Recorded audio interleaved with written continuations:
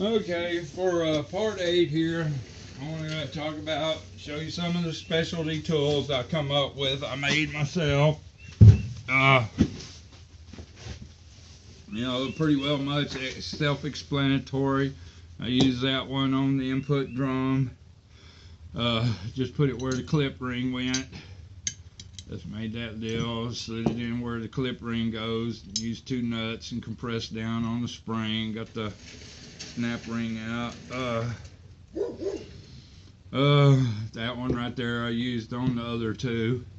And I used all thread. I even used all thread to suck some of the bearings up. And that's a self-explanatory. The 2 pump halves.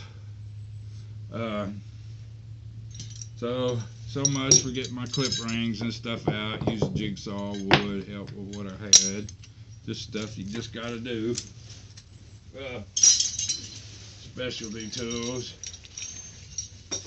There you go. I gotta thank all you YouTubers for giving me this idea on expanding your Teflons and stuff. Come here.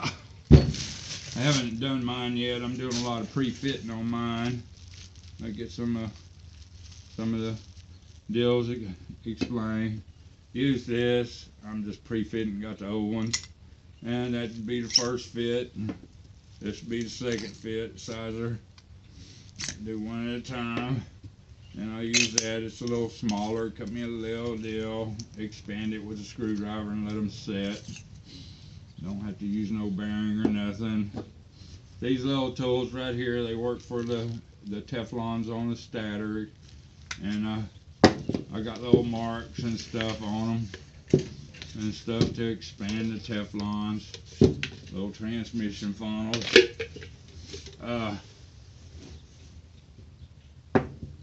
Pretty well much. I thank y'all for giving me ideas on how to make homemade tools.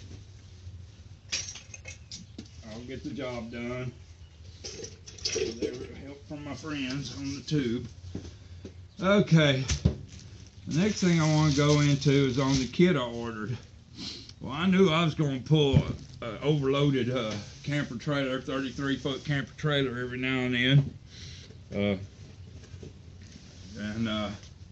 The kit I got was Alto Products with a 3-4 power pack. It has the graphites and the 9 discs that go in. So the factory upgraded to 6 clutches in the input drum, and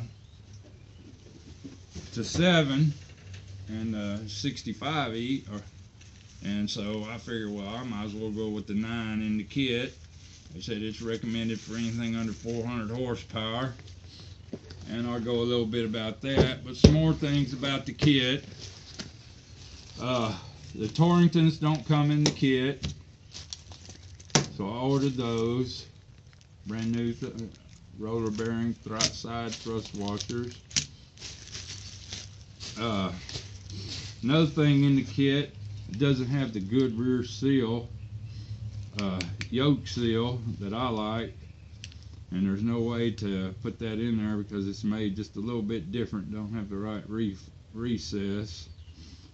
Thought about going back with that one, but I'm going back with the new one. Somehow I'm gonna get that yoke seal on there. Well, I got JB welded the 2 metals together, or take that rubber off and JB weld it on there.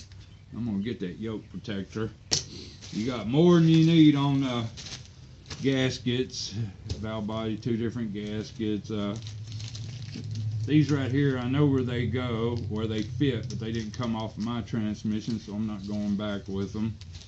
That's that the 2-4 ply piston spring. It explains how to change it, why to change it.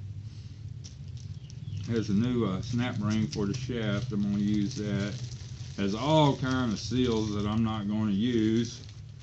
Had little extra seals for the valve body parts. Those are for the older transmissions that have the aluminum ply pistons. But I might still use it. There might be a seal or something I need for the low reverse piston. Pretty well much self-explanatory there. There's lots of extra parts it looks like, but I'm sure it's for multi-years.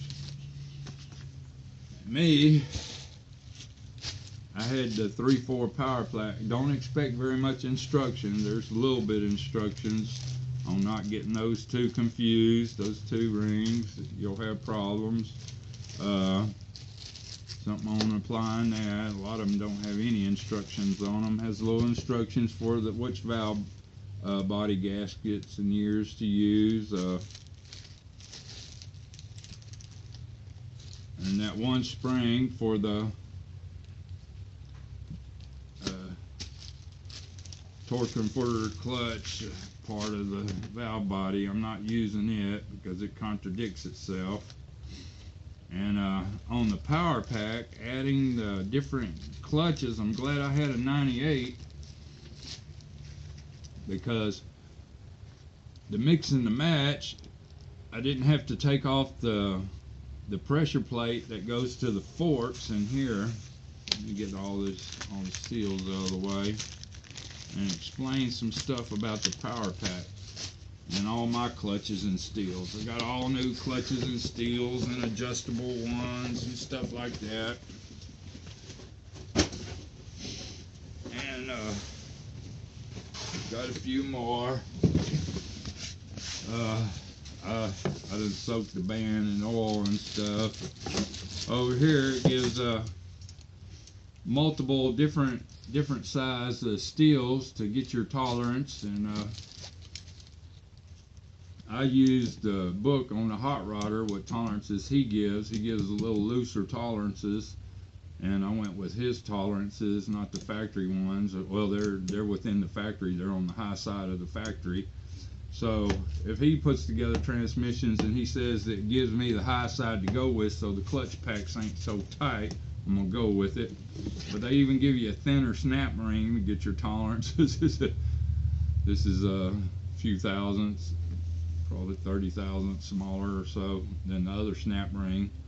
But I wouldn't go back with that if I could help it. But to get the different, they changed up the design in the earlier ones, and it explains to get the 9 clutch pack in there, the different way to stack the steels and stuff, and even taking the good stiffed pressure plate that keeps the 3/4 ply piston forks lined up so they don't expand. I'd have sure been pissed if I'd have had to change that, but you don't have to change that on the 98. Did have to change out one of the pressure plates, but the one they give me is nearly that thick, and it's a steel, and I didn't mind changing that outside one.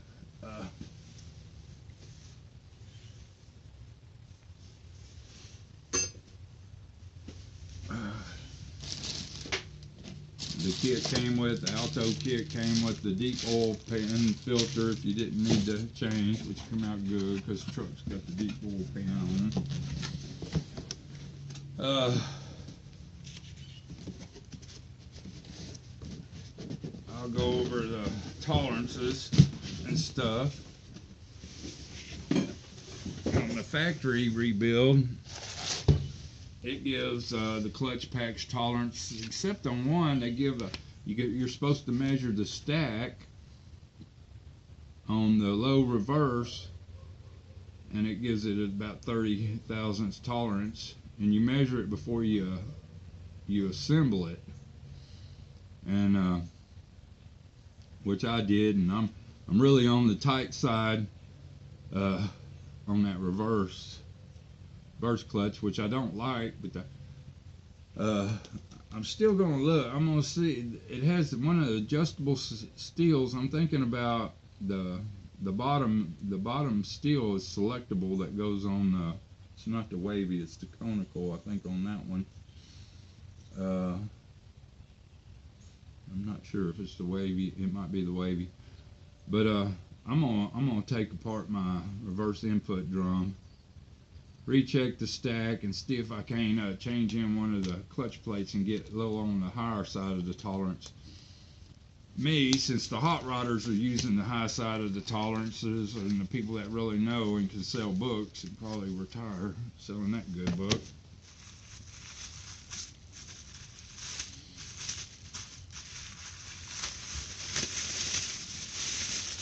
I'll unwrap my input drum. It's already assembled. I assembled mine back with the ply springs, the disengagement springs, or the slow apply springs. GM put them in there for a reason, and I'm sure it's just to help disconnect the clutches so they're not in a bind. If they're dragging with the oil, especially when it's cool, they're making something else wear out, heating up your transmission fluid. I like staying on the high side of the tolerance because I know the ply pistons that are in here, they're going to easily cover 1/8 inch. So I'm not scared to be on the high side of the tolerance on my clutch packs, but just be inside them on the high side of it.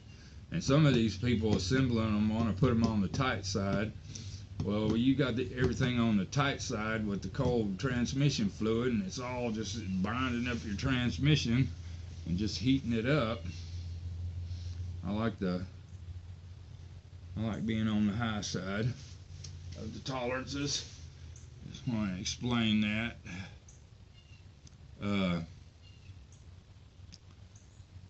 Let's see. I don't think they give any kind of tolerance on the override. They just said make sure that there's a space on it.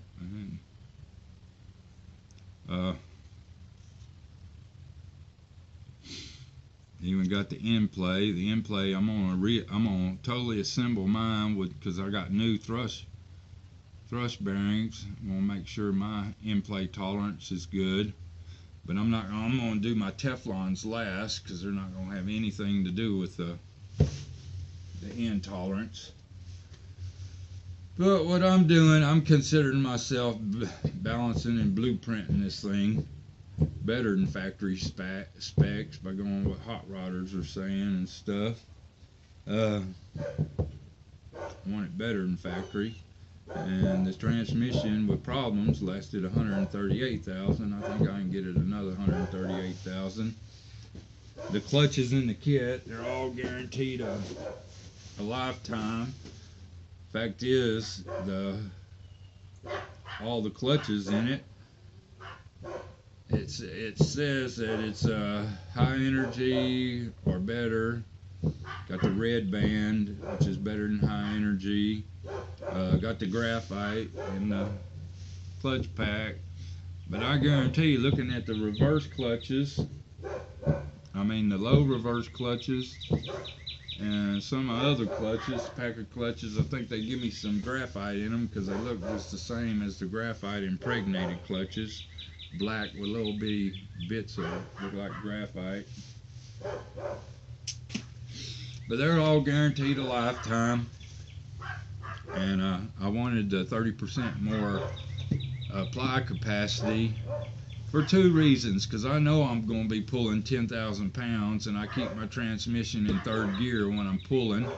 I take it out of cruise control, and I keep it in third gear. I don't let it downshift into second and hit second real hard if I'm going up a bridge or incline.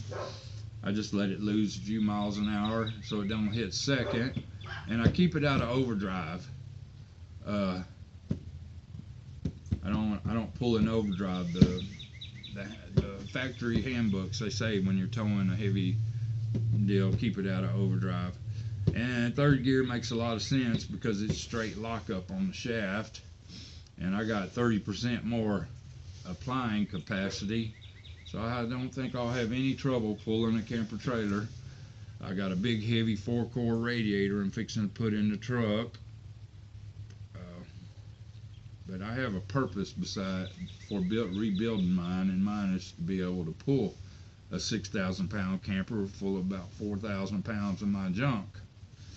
And probably 3,000 pounds of that is just tools. Another 1,000 pounds of it is just computer junk. Well, I hope y'all like my part on the kit and how I assembled the 3-4 power pack and how I bought it.